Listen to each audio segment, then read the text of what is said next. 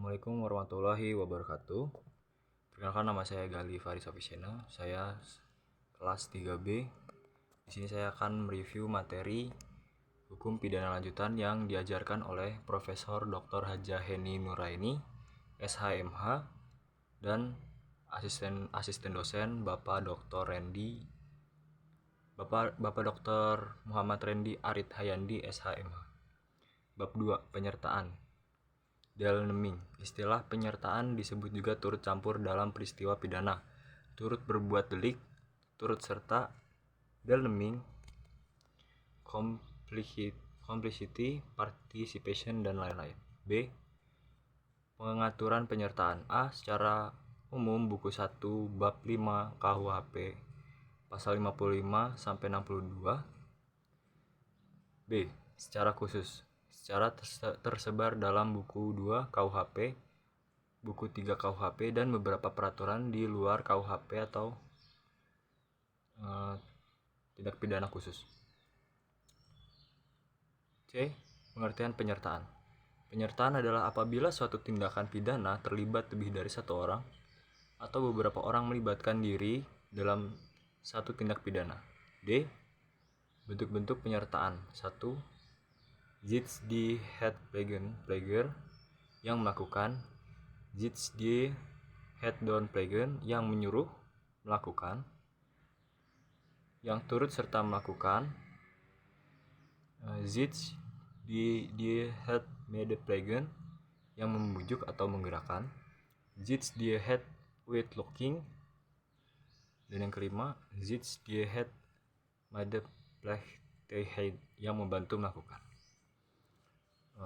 Selanjutnya ada penggolongan penyertaan. A. Menurut KUHP 1, golongan pelaku bentuk 1 sampai 4 yaitu bukan pelaku tindak pidana, tetapi penanggung-jawaban pidananya disamakan dengan pelaku. 2. Golongan pembantu bentuk 5 yaitu diatur dalam pasal 56 dan 57 KUHP. B. Menurut doktrin 1, zelfstandig vormen van delneming, bentuk penyertaan yang berdiri sendiri, artinya pelaku bertanggung jawab sendiri-sendiri atas perbuatannya. Pernyataan yang berdiri sendiri, artinya pelaku bertanggung jawab sendiri-sendiri atas perbuatannya, yaitu bentuk 1 sampai dengan bentuk 3. Yang kedua, on zelfstandig vormen van delneming, bentuk penyertaan yang pertanggungjawabannya beserta bergantung pada perbuatan peserta lainnya sebagai perbuatan yang dapat dihukum, yaitu bentuk 4 dan bentuk 5. Selanjutnya ada bentuk pertama, plenger atau dader, yaitu pelaku melakukan tindak pidana. Dalam hal ini dapat dikategorikan sebagai pelaku tunggal atau dapat juga sebagai pelaku jamak. Atas dasar itu ada dua pandangan. Satu pandangan yang luas, ekstensif. Pelaku adalah tiap orang yang menimbulkan akibat yang memenuhi rumusan delik pasal 55 KUHP. Pandangan yang sempit, restrictive. Pelaku adalah orang yang melakukan sendiri perbuatannya sesuai dengan rumusan delik. Jadi pelaku dader, pelaku adalah orang yang melakukan sendiri perbuatannya yang memenuhi delik, tetapi pembuatan undang-undang tidak menentukan secara pasti siapa yang jadi pelaku, sehingga menimbulkan kesulitan dalam bentuk praktek. Bentuk kedua, doenpleger atau menyuruh, yaitu orang yang melakukan tindak pidana melakukan orang lain sebagai perantara, tetapi perantara itu hanya berperan sebagai alat. Dengan demikian, doenpleger mempunyai ciri 1, ada dua pihak, yaitu pelaku langsung, manus ministra atau autor materialis, dan pelaku tidak langsung, manus domina autor intellectualis. A. Alat yang dipakai adalah manusia. 2. Dalam doenpleger terdapat unsur-unsur. B. Alat yang dipakai harus berbuat aktif, pertanggungjawaban. Yang C. Alat yang dipakai tidak dapat dipertanggungjawabkan atau dimintai, penyebab tidak dapat dimintai pertanggungjawaban pidana terhadap orang yang disuruh adalah karena orang berperan sebagai alat pelaku material yang didasarkan pada 1. Tidak sempurna pertumbuhan pasal 44, 2. Adanya keadaan yang memaksa, pasal 48. Yang ketiga, ada pemerintah jabatan yang tidak sah, pasal 51 ayat 2. Keempat, adanya kekeliruan pemalsuan. Yang kelima, tidak mempunyai maksud untuk melakukan kejahatan seperti disyaratkan dalam Undang-Undang 23. Bentuk 3, turut serta melakukan. Madep teks KUHP tidak memberikan definisi, tetapi MVT memberikan pengertian bahwa orang yang turut serta melakukan medepleger ialah orang yang dengan sengaja turut berbuat atau turut mengerjakan terjadinya sesuatu. Syarat-syarat turut atau serta melakukan atau medepleger ada kerja sama secara sadar, Bewusstsemen working. Kerjasama di sini harus ditujukan pada suatu perbuatan yang berupa kejahatan, dan ada kerjasama yang secara fisik, Psyche-Semen working. Kerjasama di sini merupakan sesuatu delik O0 yang ditujukan pada suatu akibat yang adanya perbuatan berupa kejahatan, dan perbuatan tersebut diatur dalam Undang-Undang 24. Bentuk 4, penganjur with locking, yaitu orang yang menggerakkan orang lain untuk melakukan suatu tindak pidana dengan menggunakan sarana-sarana yang ditentukan oleh undang-undang. Jadi antara penganjur dengan penyuruh melakukan hampir sama, yaitu adanya usaha untuk menggerakkan orang lain sebagai pelaku material, aktor materialis. Perbedaannya adalah 1. Dalam penganjuran, sarana yang digunakan diatur dalam pasal 55 ayat 1 sub kedua, yaitu diatur secara limitatif terbatas. Yang kedua, dalam pembujukan, orang yang membujuk disebut aktor intelektualis, dan yang dibujuk atau digerakkan aktor materialis. Yang ketiga, pelaku materialis, aktor materialis dapat dimintai pertanggungjawaban secara hukum atau pidana karena melakukan perbuatan dengan sengaja. Dalam menyuruh melakukan atau downplaying, satu sarana untuk menggerakkan tidak terbatas atau limitatif, tidak ditentukan, tidak dalam menyuruh melakukan. Orang yang menyuruh disebut manus domina, sedangkan orang yang disuruh adalah manus ministra.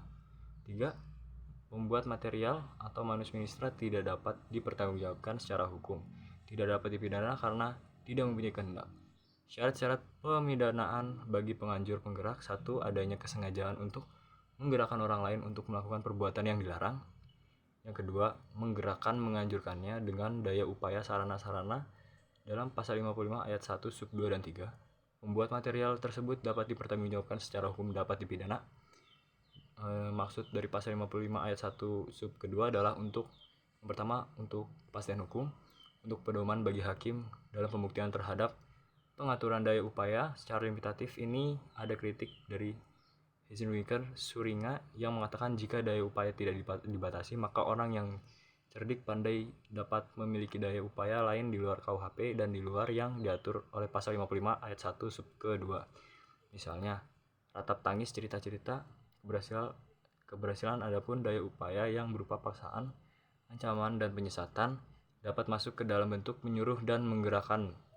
Dasar hukumnya adalah apabila dorongan, paksaan, ancaman itu maka itu adalah menyuruh, tetapi apabila masuk ke dalam menggerakkan bentuk menggerakkan, bentuk kelima, medium plastik pembantuan, diatur dalam pasal 56 KUHP, yaitu 2 bentuk. 1. Pada saat kejahatan dilakukan. Dalam hal ini tidak ditentukan bentuknya secara limitatif dalam undang-undang. Sebelum kejahatan ini dilakukan, dalam hal ini undang-undang memberikan batasan limitatif yang berupa memberi kesempatan, sarana, atau keterangan pertanggungjawaban pembantu. KUHP mengatur pidana untuk pembantuan ada lebih ringan daripada pelaku. Pasal 57 ayat 1 dan ayat 2, yaitu A. Maksimum pidana pokok dikurangi sepertiga. B. Apabila kejahatan diancam pidana mati atau seumur hidup, maka maksimum pidananya adalah 15 tahun. Pertanggungjawaban pembantu. 1. Pemidanaan untuk pembantu lebih ringan dari pelaku 1 ayat 2 KUHP, yaitu A. Maksimum pidana pokok adalah pasal 57 ayat dikurangi sepertiga ayat 1. Apabila kejahatan diancam hukuman pidana mati atau penjara seumur hidup, maka ayat 2 maksimum pidana untuk pembantu adalah 15 tahun. Pengecualian terhadap prinsip di atas adalah: A. Pasal 333 ayat 4 merampas kemerdekaan orang untuk membantu pidana dengan pelaku. B. Pasal 231 ayat 3 penyimpanan barang pembantu dipidana sama dengan pelaku. Selain itu ada pidana tambahan untuk pembantu sama dengan pelaku. Pasal 57 ayat 3 dalam pertanggungjawaban pembantu KUHP menganut sistem tidak tergantung pada pertanggungjawaban pelaku. Pasal 57 ayat 4 dalam pertanggungjawaban pidana bagi pembantu hanya dihitung yang sengaja, dipermudah, diperlancar berserta akibat-akibatnya saja. Pasal 58 KUHP mengatur mengenai kualitas pribadi yang dapat menghapuskan, mengurangkan, dan memberatkan pengenaan pidana bagi pelaku tindak pidana. Pasal 58 ini adalah peringatan bagi praktisi. Karena itu ada kritik dari Prof. Mulatno dan Prof. Umar Seno Aji bahwa untuk pembantu hendaknya dipergunakan sistem fakultatif, yaitu pengenaan sanksi pidananya diserahkan kepada hakim, penyertaan dengan kealpaan culpos delimning tindak pidana yang disebabkan kealpaan pada prinsip tidak dapatnya dipidana karena tidak mempunyai unsur kesengajaan. Misalnya 1A memberi gunting pada B yang katanya mau menggunting kain, tetapi ternyata digunakan oleh B untuk melakukan kejahatan. Berdasarkan contoh di atas, maka mereka yang membantu melakukan tindak pidana tidak dapat dikenakan sanksi pidana karena tidak mempunyai unsur kesalahan. Sekian dari saya. Wassalamualaikum warahmatullahi wabarakatuh.